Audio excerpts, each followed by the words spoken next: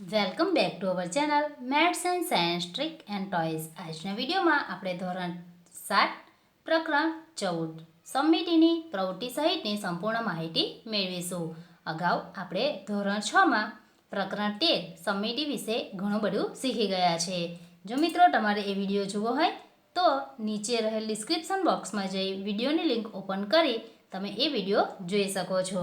તો સમિતિનો ઉપયોગ અહીં ચશ્મા, ત્યારબાદ બોક્સ, કાટર, પંચિંગ મશીન આવા અનેક પ્રકારના જે સાધનો છે એ બનાવવા માટે થાય છે। તમારા ઘરની અંદર અને વર્ગખંડમાં પણ એવી કેટલીક વસ્તુઓ છે જેની અંદર સમિતિ જોવા મળે છે। આ ઉપરાંત સમિતિ કલાકારો, વ્યવસાયકો, કપડાં, દાગીનાના ડિઝાઇનર, કાર ઉત્પાદકો, આર્કિટેક્ટ અને ઘણા લોકો સમિતિના વિચારનો ઉપયોગ કરે છે। મટપૂડો, ફૂલો, ઝાડના પાંદડા, ધાર્મિક પ્રતીકો, ગાદલા અને હાથરૂમાલ જેવી દરેક જગ્યાએ તમને સમિતિ જોવા મળે છે। કુદરતમાં પણ ઘણા બધા પ્રાણીઓ જેમ કે મનુષ્ય છે, કૂતરા, બિલાડી વગેરેમાં તમને સમિતિ જોવા મળે છે। હવે આપણે ધોરણ 6માં જે શીખી ગયા છે એના વિશે જોઈએ। તો ધોરણ 6માં આપણે સહી દ્વારા આ પ્રકારે એક ચિત્ર બનાવ્યું હતું। તો આ જે ચિત્ર છે એ પણ સમિતિ ધરાવે છે, એટલે કે અહીં ડાબી બાજુ અને જમણી બાજુ બંને સમાન છે, માટે આ જે ચિત્ર છે એ પણ સમિત છે એમ કહી શકાય। ત્યાર પછી આપણે બીજી એક પ્રવૃત્તિ કરી હતી દોરીની ભટ્ટ। તો અહીં આ જે ચિત્ર છે બંને ચિત્ર સરખા છે, વચ્ચેથી આ પ્રકારે આપણે એને વાળીશું તો આપણને સમિતિની રેખા જોવા મળે છે અને તેની ડાબી બાજુ અને જમણી બાજુ બંને સરખી છે, માટે આ ચિત્ર પણ સમિત છે તેમ કહી શકાય। ત્યારબાદ આપણે કાગળમાંથી આ પ્રકારે કટિંગ કરી અને એક ડિઝાઇન બનાવી હતી। તો આ જે ડિઝાઇન છે એ પણ સમિત છે, કારણ કે તેને આપણે આ રીતે વાળીશું તો એક આકાર ઉપર બીજો આકાર બંધબેસતો આવે છે। ત્યારબાદ આપણે એક પતંગિયાની પ્રવૃત્તિ કરી હતી। તો ફરીથી પતંગિયાની પ્રવૃત્તિ દ્વારા આપણે સમિતિ કોને કહેવાય તે યાદ કરી લઈએ। તો જ્યારે આ પતંગિયાને આપણે અડધું વાળીએ છીએ ત્યારે ડાબી બાજુ અને જમણી બાજુ, આ આપણી ડાબી બાજુ છે પતંગિયાની અને આ જમણી બાજુ છે। તો ડાબી બાજુ અને જમણી બાજુ તરફના આકારો એકબીજા ઉપર બંધ બેસતા આવે છે।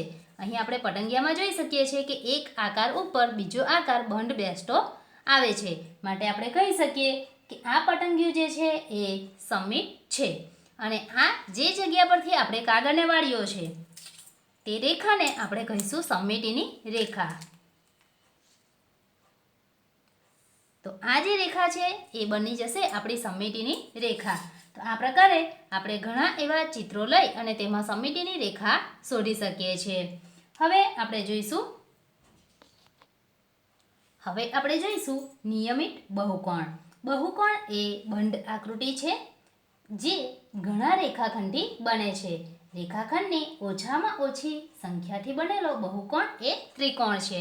તો અહીંયા આ જે બહુકોણ છે એ ઓછામાં ઓછી રેખાખંડની સંખ્યા છે। તો અહીંયા આપણે જોઈએ 1, 2 અને 3 રેખાખંડથી બનતી જે આકૃતિ છે જેને આપણે નિયમિત બહુકોણ કહીશું, અને આ છે સમબાજુ ત્રિકોણ।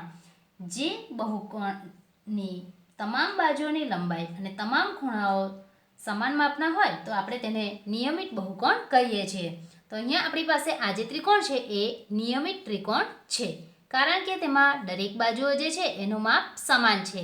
આ બાજુનું માપ 6 સેમી છે તો આ બાજુનું માપ પણ 6 સેમી થશે અને આ તરફની બાજુનું માપ પણ 6 સેમી થશે। ઉપરાંત તેમાં દરેક ખૂણાનું માપ 60 અંશ છે, એટલે કે આ જે આપણી પાસે ખૂણો છે એનું માપ છે 60 અંશ, તો આ ખૂણાનું માપ પણ આપણને 60 અંશ મળે છે અને આ જે ખૂણો છે એનું માપ પણ આપણને 60 અંશ જ મળે છે, એટલે કે દરેક બાજુની લંબાઈ અને દરેક ખૂણાનું માપ સરખું હોય તો તેને આપણે કહીશું નિયમિત બહુકોણ। તો અહીં આપણી પાસે આ ત્રિકોણ છે। હવે આપણે જોઈએ ચોરસ। તો આ જે ચોરસ છે એ પણ નિયમિત છે, કારણ કે તેની બધી જ બાજુઓની લંબાઈ સમાન છે અને દરેક ખૂણાનું માપ પણ સમાન છે। ચોરસ હોય જ્યારે નિયમિત ચોરસ હોય તો એમાં દરેક ખૂણાનું માપ થશે આપણું 90 અંશ, આ ખૂણાનું માપ પણ 90 અંશ થશે। આ ખૂણાનું માપ પણ 90 અંશ થશે અને આ જે ખૂણો છે એનું માપ પણ આપણને 90 અંશ મળે છે. એટલે કે ચોરસ જે છે એના દરેક ખૂણાનું માપ આપણને 90 અંશ મળે છે. તેની 4 બાજુઓ છે અને ચારેય બાજુઓ જે છે એની લંબાઈ પણ સરખી છે, ખૂણા પણ સરખા છે, માટે તેને આપણે નિયમિત બહુકોણ કહીશું. હવે આપણે લઈશું પંચકોણ. આ જે આપણી પાસે પંચકોણ છે તો એ પંચકોણમાં કુલ 5 બાજુઓ છે અને 5 ખૂણાઓ છે. તો અહીં આ જે ખૂણો છે એનું માપ આપણને મળે છે 54 અંશ.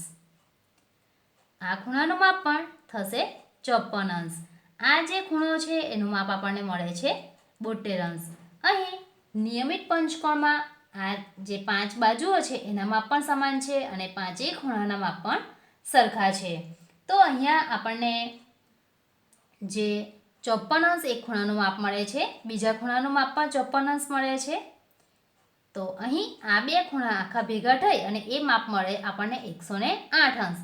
એટલે કે પંચકોણ જે છે એમાં દરેક ખૂણાનું માપ 108 અંશ થાય. નિયમિત પંચકોણના દરેક ખૂણા સરખા માપના હોવાથી તેના દરેક ખૂણાનું માપ 108 અંશ થાય છે. એટલે કે આ ખૂણો, બીજો ખૂણો, ત્રીજો ખૂણો, ચોથો ખૂણો અને પાંચમો ખૂણો, બધા જ ખૂણાનું માપ 108 અંશ થાય છે. નિયમિત બહુકોણ સમાન બાજુઓ અને સમાન ખૂણાઓ ધરાવે છે. નિયમિત બહુકોણ એ એક કરતાં વધારે રેખિક સમમિતિ ધરાવે છે, જે આપણે ધોરણ 6માં પણ શીખી ગયા છે. નિયમિત બહુકોણની આકૃતિઓ સમપ્રમાણ હોય છે અને તેમની સમમિતિની રેખાઓ થોડી રસપ્રદ હોય છે. હવે આપણે એના પછીનો આકાર લઈશું, એ છે નિયમિત ષટકોણ. ષટકોણ એટલે કે અહીં આપણે જોઈ શકીએ છીએ કે આ જે આકાર છે એમાં કુલ 6 બાજુઓ છે અને 6 ખૂણા છે. અહીં દરેક ખૂણાનું માપ 120 અંશનું હોય છે. તો આ ખૂણાનું માપ પણ 120 અંશ, આ ખૂણાનું માપ પણ 120 અંશ, એ જ રીતે આ ખૂણાનું માપ પણ 120 અંશ થશે, આ ખૂણાનું માપ પણ 120 અંશ થશે અને આ ખૂણાનું માપ, આ ખૂણાનું માપ, દરેક ખૂણાનું માપ 120 અંશ થાય છે. માટે આપણે તેને નિયમિત ષટકોણ કહીશું. હવે આપણે આ જે 4 આકારો જોયા એ ચારેય આકારોમાં સમમિતિની રેખા જોઈશું. તો આ જે છે એ આપણી પાસે ષટકોણ છે, આ પંચકોણ છે, ત્યારબાદ આ ત્રિકોણ અને આ છે ચોરસ. દરેક આકારમાં આપણે સૌપ્રથમ સમમિતિની રેખા શોધીશું. તો ત્રિકોણ જે છે એને આપણે પહેલાં આ રીતે ફોલ્ડ કરીશું.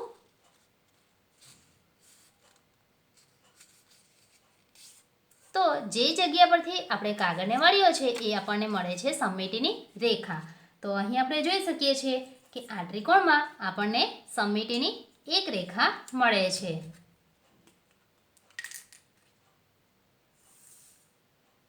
હવે આ પ્રકારે ફોલ્ડ કરીશું.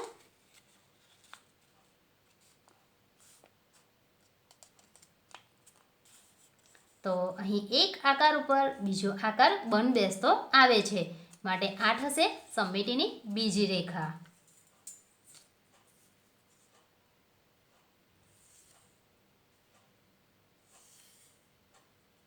હવે આપણે આ તરફથી તેને ફોલ્ડ કરીશું.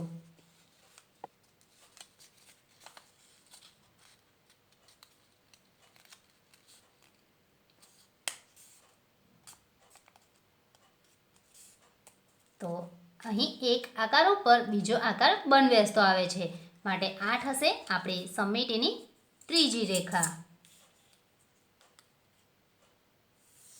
તો વિદ્યાર્થી મિત્રો, અહીં આપણે જોયું કે સમબાજુ ત્રિકોણમાં આપણને સમમિતિની 3 રેખા મળે છે.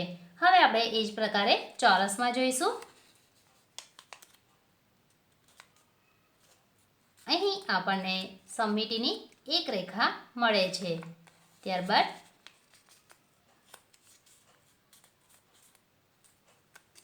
બીજી રેખા મળે છે.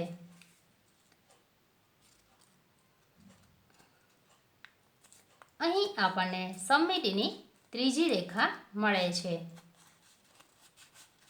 અને અહીં આ ચોથી રેખા છે. તો ચોરસમાં આપણને સમમિતિની કુલ 4 રેખાઓ મળે છે.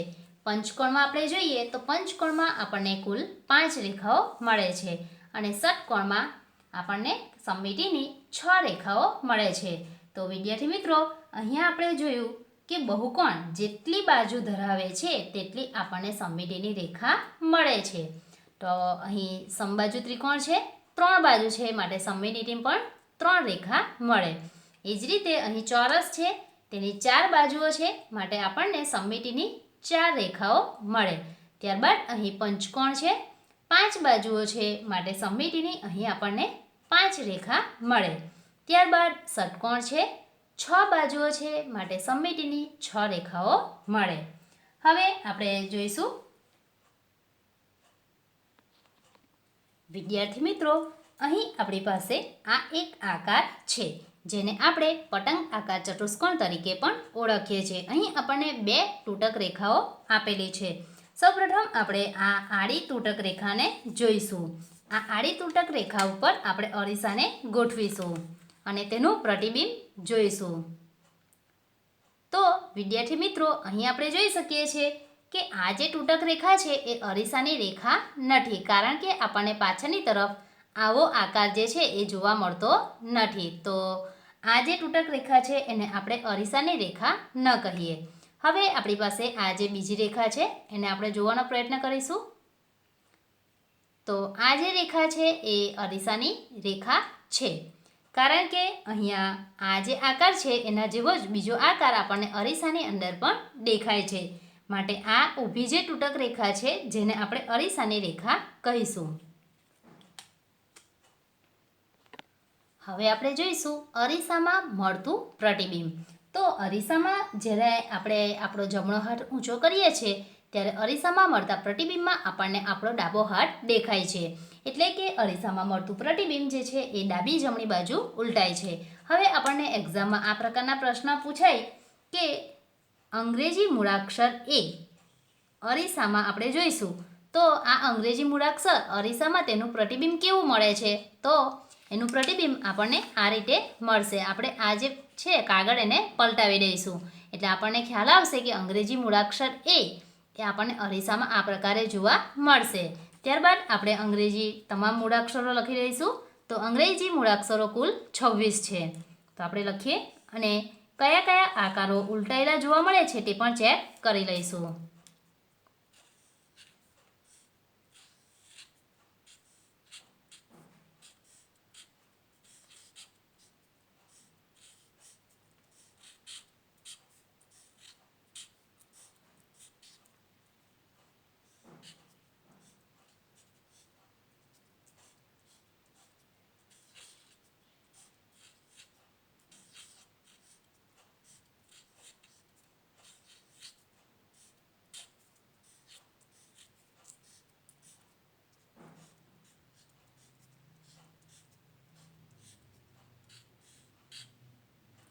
તો અહીં આપણી પાસે આ જે અંગ્રેજી મૂળાક્ષરો છે એમાંથી કયા મૂળાક્ષરો આપણને અરીસામાં એવા ને એવા દેખાય છે તેના ઉપર આપણે રાઉન્ડ કરીશું.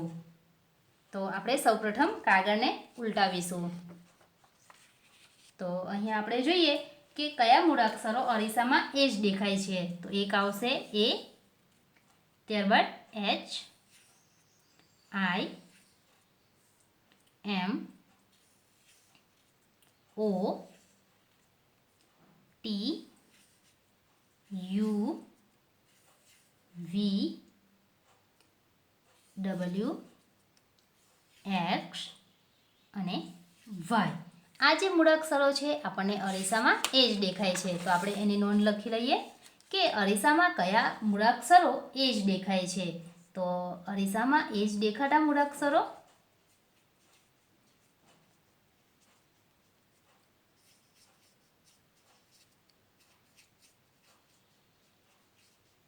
તો એમાં આવશે A, H, I, M, O, T, U, V, W, X અને વાય. આ જે મૂળાક્ષરો છે એ અરીસામાં એ જ પ્રકારે આપણને દેખાય છે. બાકીના મૂળાક્ષરો જે છે એ મૂળાક્ષરો અરીસામાં આપણને એની બાજુઓ જે છે એ ઉલટાઈ ગયેલી જોવા મળે છે. હવે આપણે એક પંચિંગ ગેમ રમીશું. તો એ માટે સૌપ્રથમ આપણે એક કાગળ લઈશું અને એ કાગળને આપણે વચ્ચેથી ફોલ્ડ કરીશું. તો આપણે અહીંયા આ એક કાગળ લીધો છે. આ કાગળને આપણે વચ્ચેથી ફોલ્ડ કરીશું. ત્યારબાદ પંચિંગ વડે તેમાં એક છિદ્ર પાડીશું.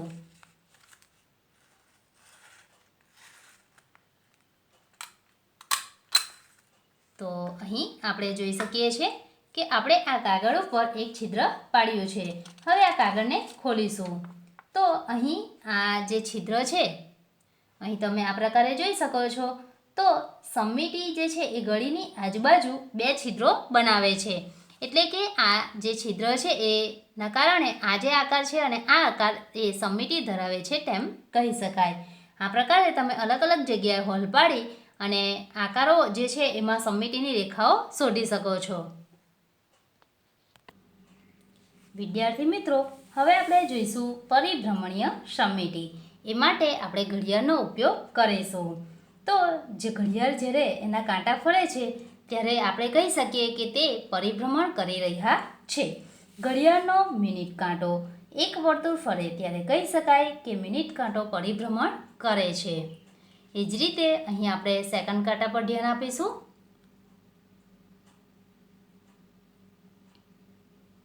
અહીં આપણી પાસે આ જે સેકન્ડ કાંટો છે એ 9 પર છે. હવે આ સેકન્ડ કાંટો ફરી અને પાછો 9 પર આવશે ત્યારે આપણે કહીશું કે તે પરિભ્રમણ કરે છે.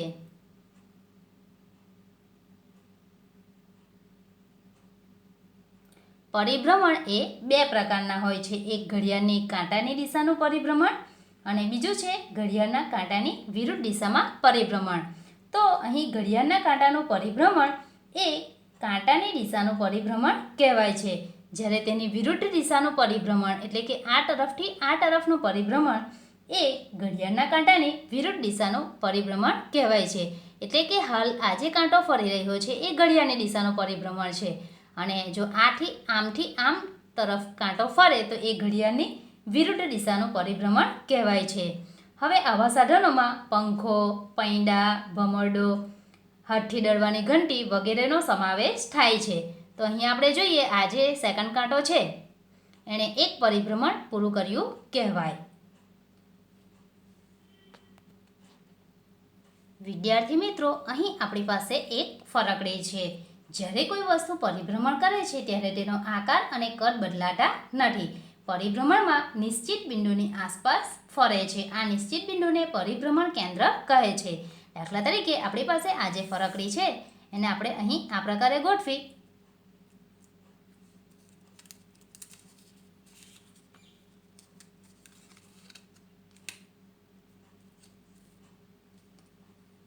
અહીં આ ફરકડીને આપણે આ પ્રકારે ગોઠવી અને તેને આ પ્રકારે આપણે પરિભ્રમણ આપીએ છીએ તો આ કહેવાશે પરિભ્રમણ. અને જે જગ્યા પર આપણે આ ટાંકણીને ખોસી છે એ ટાંકણીને તેનું પરિભ્રમણ કેન્દ્ર કહેવાશે. પરિભ્રમણ કેન્દ્ર એટલે કે પરિભ્રમણમાં નિશ્ચિત બિંદુ, આ જે નિશ્ચિત બિંદુ છે તેની આસપાસ વસ્તુ ફરે છે. આ પ્રકારે આ જે વસ્તુ છે એ ફરે છે. માટે આ જે બિંદુ છે એને આપણે તેનું પરિભ્રમણ કેન્દ્ર કહીશું. હવે પરિભ્રમણ દરમિયાન બનતા ખૂણાને પરિભ્રમણ કોણ કહેવાય છે. વસ્તુનું જે ખૂણે પરિભ્રમણ થાય તે ખૂણાને પરિભ્રમણ કોણ કહે છે. પરિભ્રમણ ઘડિયાળના કાંટાની દિશામાં અથવા તો તેની વિરુદ્ધ દિશામાં હોઈ શકે. આ જે છે એ ઘડિયાળના કાંટાની દિશામાં કહેવાશે અને આ તરફનું પરિભ્રમણ એ ઘડિયાળના કાંટાની વિરુદ્ધ દિશાનું પરિભ્રમણ કહેવાશે. હવે આ જ ફરકડી દ્વારા આપણે જોઈએ કે પરિભ્રમણીય સમિતિ કઈ રીતે થાય છે. તો સૌપ્રથમ આપણે એ માટે એક ફરકડી લીધી છે. ઉપરની તરફ એક બિંદુ P દર્શાવ્યો છે. આપણે અહીંયા જોઈએ કે ફરકડી જે છે એને કુલ 4 પાંખિયા છે. હવે આપણે એને પ્રથમ વખત 90 અંશનું પરિભ્રમણ આપી ઘડિયાળના કાંટાની દિશામાં 90 અંશનું પરિભ્રમણ આપીશું. તો આ 90 અંશનું પરિભ્રમણ આપતા આ મુજબ દેખાય છે. હવે મૂળ આકૃતિ સાથે સમિટ કરવા માટે તેને બીજી વખત ઘડિયાળના કાંટાની દિશામાં 90 અંશનું પરિભ્રમણ આપીશું. તો તે આ મુજબ દેખાય છે. હવે મૂળ આકૃતિ સાથે સબમિટ કરવા તેને ત્રીજી વખત ઘડિયાળના કાંટાની દિશામાં 90 અંશનું પરિભ્રમણ આપીશું. તો આ ફરકડી આ મુજબ દેખાય છે. હવે ચોથી વખત આપણે ઘડિયાળના કાંટાની દિશામાં 90 અંશનું પરિભ્રમણ આપીશું. તો ફરકડી જે છે એ આ મુજબ દેખાય છે. તો અહીં આપણે જોઈ શકીએ કે તેને કુલ 4 વખત આપણે પરિભ્રમણ આપ્યું છે.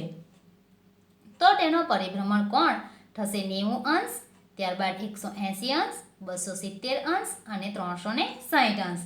તો અહીં 4 ચોક્કસ સ્થાન હોય છે જે સંપૂર્ણ પરિભ્રમણ દર્શાવે છે અને સંપૂર્ણ પરિભ્રમણ એ 360 અંશનું હોય છે. હવે આપણે બીજો એક આકાર લઈશું, ચોરસ. અહીં આપણી પાસે એક આકાર ચોરસ છે.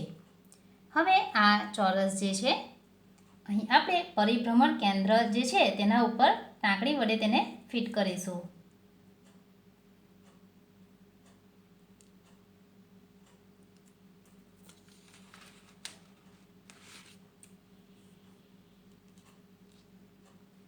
હવે આ જે ચોરસ છે એમાં વિકર્ણ છે. એક તરફ આપણે બિંદુ P દર્શાવ્યું છે. હવે પ્રથમ વખત આપણે 90 અંશનું પરિભ્રમણ આપી ઘડિયાળના કાંટાની દિશામાં 90 અંશનું પરિભ્રમણ આપતા તે આ મુજબ દેખાય છે. ત્યારબાદ મૂળ આકૃતિ સાથે સબમિટ કરતા તેને બીજી વખત ઘડિયાળના કાંટાની દિશામાં 90 અંશ પરિભ્રમણ કોણે ફેરવીશું. તો તે આ મુજબ દેખાશે. ત્યારબાદ તેને મૂળ આકૃતિ સાથે સબમિટ કરવા માટે આપણે ત્રીજી વખત ઘડિયાળના કાંટાની દિશામાં 90 અંશ પરિભ્રમણ કોણે ફેરવીશું. તો તે આ મુજબ દેખાય છે. અને ચોથી વખત આપણે ઘડિયાળના કાંટાની દિશામાં 90 અંશનું પરિભ્રમણ આપીશું. તો તે આ મુજબ દેખાય છે. તો કુલ 4 વખત આપણે પરિભ્રમણ આપીશું. તો આ જે આકૃતિ છે એ પોતાના મૂળ સ્થાન પર ફરીથી આવે છે.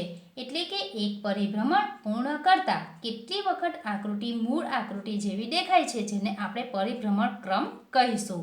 પરિભ્રમણ કોણ જે છે અહીં 90 અંશ, ત્યારબાદ 180 અંશ, 270 અંશ અને 360 અંશનો હશે જે છે પરિભ્રમણ કોણ. અને પરિભ્રમણ ક્રમ એટલે કે આપણે જેટલી વખત આ પરિભ્રમણ આપતા મૂળ આકૃતિ જેવી આકૃતિ જોવા મળે છે.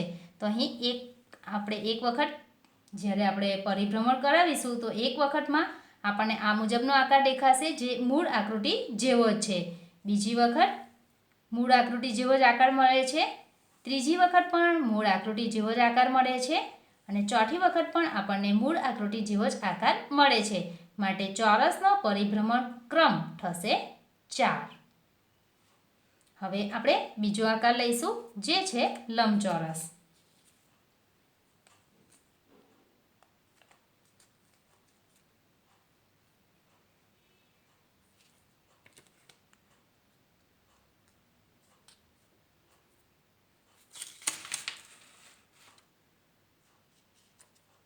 અહીં આ લંબચોરસના વિકર્ણ ઉપર આપણે એક P બિંદુ દર્શાવ્યું છે.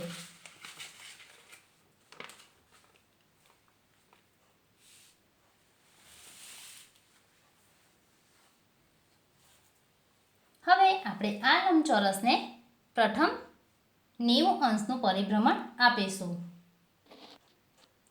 તો આ લંબચોરસને ઘડિયાળના કાંટાની દિશામાં 90 અંશનું પરિભ્રમણ આપતા તે આ મુજબ દેખાય છે. ફરીથી તેને 90 અંશનું પરિભ્રમણ આપતા તે આ મુજબ દેખાય છે. તો અહીં બીજા ભાગના પરિભ્રમણનો પરિભ્રમણ ક્રમ 180 અંશ થશે. હવે તેને ફરીથી પરિભ્રમણ આપીશું અને ફરીથી પરિભ્રમણ આપતા આપણને મૂળ આકાર જેવો જ આકાર દેખાય છે. એટલે કે આ જે આપણી પાસે લંબચોરસ છે.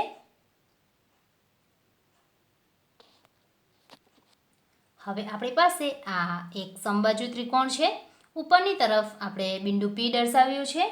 આ જે ત્રિકોણ છે એમાં આપણે પ્રથમ વખત 120 અંશનું પરિભ્રમણ આપી ઘડિયાળના કાંટાની દિશામાં ફેરવીશું. તો આપણને આ જે આકાર છે એ આ મુજબ જોવા મળશે. ત્યારબાદ ફરીથી આપણે 120 અંશના પરિભ્રમણ આપી અને ફેરવીશું. તો આ જે આકાર છે એ આપણને આ મુજબ દેખાશે. ત્યારબાદ ફરીથી 120 અંશનું પરિભ્રમણ આપીશું. તો આ આકાર આપણને આ રીતે દેખાશે. તો અહીં આપણે જોઈએ છે કે મૂળ આકાર જેવો જ આકાર ફરીથી આપણને જોવા મળે છે. અહીં આપણા પરિભ્રમણનો જે ક્રમ છે એ 3 થશે અને પરિભ્રમણ કોણ જે છે એ 120 અંશ થશે. ત્યારબાદ બીજો પરિભ્રમણ કોણ જે છે એ થશે 240 અંશ અને ત્રીજો પરિભ્રમણ કોણ થશે 360 અંશ. આ રીતે આપણે બીજું એક છે આ ચતુષ્કોણ, તો એમાં પણ આપણે આ જ પ્રકારે પરિભ્રમણીય સમમિતિ શોધી શકીએ છીએ. હવે આપણે કેટલાક અંગ્રેજી મૂળાક્ષરો છે એમાં આપણે પરિભ્રમણીય સમમિતિ જે છે એનો ક્રમ શોધીશું. અહીં આપણી પાસે એક આકાર છે H. અહીં આપણે વચ્ચે પરિભ્રમણ કેન્દ્ર બનાવીશું.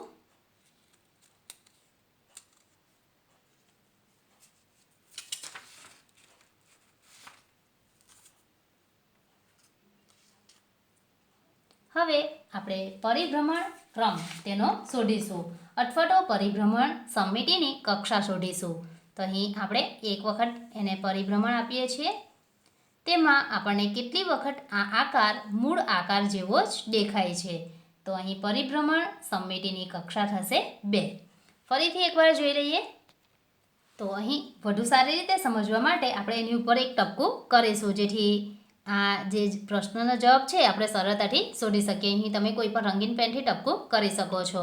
હવે આપણે આ જે છે H એને આપણે પરિભ્રમણ આપીશું. તો અહીં એક પરિભ્રમણ આપતા આપણને આ આકૃતિ મૂળ આકૃતિ જેવી જ દેખાય છે.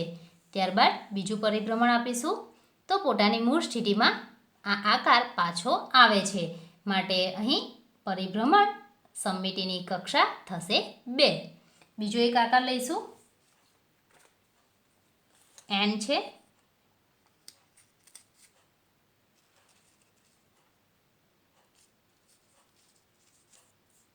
અહીં સૌપ્રથમ આપણે એના ઉપર એક ડોટ કરીશું. હવે આપણે તેને પરિભ્રમણ આપીશું. તો અહીં એક વખત આપણને આ જે આકાર છે એ મૂળ આકાર જેવો જ દેખાય છે. ત્યારબાદ ફરીથી પરિભ્રમણ આપીશું. અહીં 360 અંશનું પરિભ્રમણ પૂરું કરતાં આ આકાર આપણને 2 વખત એના એ જ પ્રકારે જોવા મળે છે. માટે અહીં પરિભ્રમણ સમમિતિની કક્ષા થશે 2. બીજો એક આકાર લઈએ S.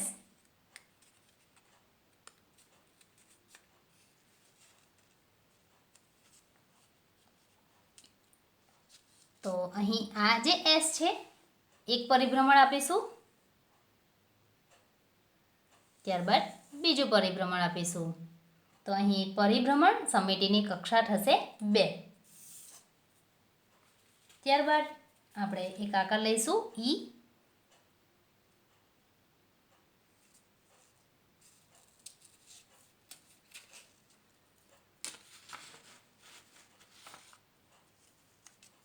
અહીં આપણે એક પરિભ્રમણ આપીશું સંપૂર્ણ, એટલે કે 360 અંશના ખૂણે ફેરવીશું ત્યારે એ આકાર મૂળ આકાર જેવો દેખાય છે.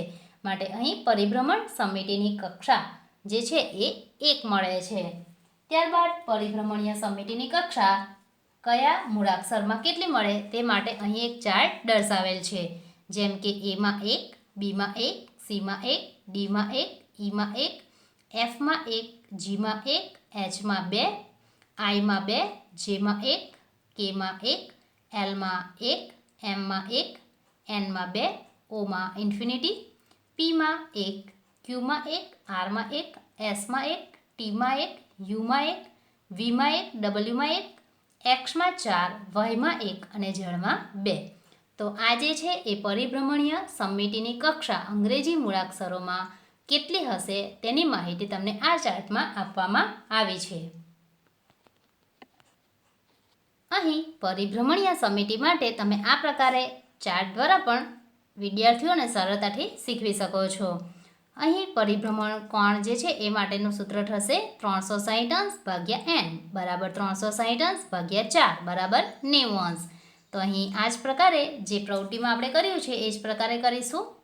અહીં આપણે વચ્ચેની તરફ ટાંકણીને ખોસી અને ત્યારબાદ આપણે એને આ પ્રકારે પરિભ્રમણ સરળતાથી આપી શકીએ છીએ અને વિદ્યાર્થીઓ જે છે એ આ જે TLM છે એના વડે પણ સરળતાથી સમજી શકે છે. અહીં પરિભ્રમણ કોણ પણ આપણે આ પ્રકારે જ નક્કી કરી શકીએ છીએ. આ પ્રકારે તો આ જે TLM છે એ પણ ખૂબ જ ઉપયોગી બની શકે તેમ છે. તો વિદ્યાર્થી મિત્રો, રૈખિક સમમિતિ અને પરિભ્રમણીય સમમિતિ વિશે આપણે વધુ સમજીએ.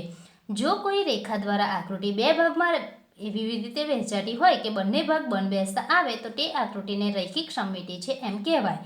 જો પરિભ્રમણ પછી પણ વસ્તુ બરાબર તેવી જ દેખાય તો આપણે કહી શકીએ કે તેને પરિભ્રમણીય સમમિતિ છે. કોઈ આકૃતિને 360 અંશ પરિભ્રમણ કરતા પરિભ્રમણ દરમિયાન આકૃતિ જેટલી વખત મૂળ આકૃતિ જેવી જ દેખાય તો તેને આપણે પરિભ્રમણીય સમમિતિનો ક્રમ કહીશું. કેટલાક આકારોમાં ફક્ત એક જ રેખીય સમમિતિ હોય છે. સમદ્વિબાજુ ત્રિકોણ લઈશું તો સમદ્વિબાજુ ત્રિકોણ જે છે એમાં આપણને ફક્ત એક જ રેખીય સમમિતિ જોવા મળે છે. એ જ રીતે અંગ્રેજી મૂળાક્ષર E લઈએ તો તેમાં પણ આપણને ફક્ત એક જ રેખીય સમમિતિ જોવા મળે છે. અહીં આપણી પાસે અંગ્રેજી મૂળાક્ષરમાં કયા પ્રકારની સમમિતિ જોવા મળે છે, સમમિતિની રેખા તે આપણે જોઈશું. તો એમાં ઊભી એક, બીમાં આડી એક, સીમાં આડી એક, ડીમાં આડી એક, ઈમાં આડી એક, એફમાં સમમિતિની રેખા ન જોવા મળે, જીમાં પણ સમમિતિની રેખા ન જોવા મળે, એચમાં એક ઊભી અને એક આડી બે સમમિતિની રેખા જોવા મળે. ત્યારબાદ આઈ છે એમાં આપણને સમમિતિની બે રેખા જોવા મળે, જેમાં શૂન્ય સમમિતિની રેખા, કેમાં એક આડી સમમિતિની રેખા, એલમાં શૂન્ય, એમમાં એક ઊભી સમમિતિની રેખા જોવા મળશે, એનમાં શૂન્ય, ઓમાં આપણને સમમિતિની એક ઊભી અને એક આડી બે રેખા જોવા મળશે. પી જે છે એમાં સમમિતિની શૂન્ય રેખા જોવા મળશે, એટલે કે રેખા ન જોવા મળે. ક્યુમાં પણ શૂન્ય, આરમાં શૂન્ય, એસમાં શૂન્ય. ટીમાં એક ઊભી સમમિતિની રેખા જોવા મળશે, યુમાં પણ એક ઊભી સમમિતિની રેખા જોવા મળશે. વી જે છે એમાં પણ એક ઊભી સમમિતિની રેખા જોવા મળશે. ડબલ્યુમાં પણ એક ઊભી સમમિતિની રેખા જોવા મળશે. એક્સમાં આપણને સમમિતિની બે રેખા, એક ઊભી અને એક આડી રેખા જોવા મળશે. વાયમાં એક ઊભી સમમિતિની રેખા જોવા મળશે. જ્યારે ઝેડ જે છે એમાં આપણને સમમિતિની રેખા જોવા ન મળે. તો આ પ્રકારે અંગ્રેજી મૂળાક્ષરોમાં કેટલી સમમિતિની રેખાઓ છે તે આપણે આના દ્વારા જોઈ શકીએ છીએ. હવે આપણે જોઈશું વિવિધ આકારોમાં પરિભ્રમણીય સમમિતિ. સૌપ્રથમ છે આકાર, ત્યારબાદ છે પરિભ્રમણ કેન્દ્ર,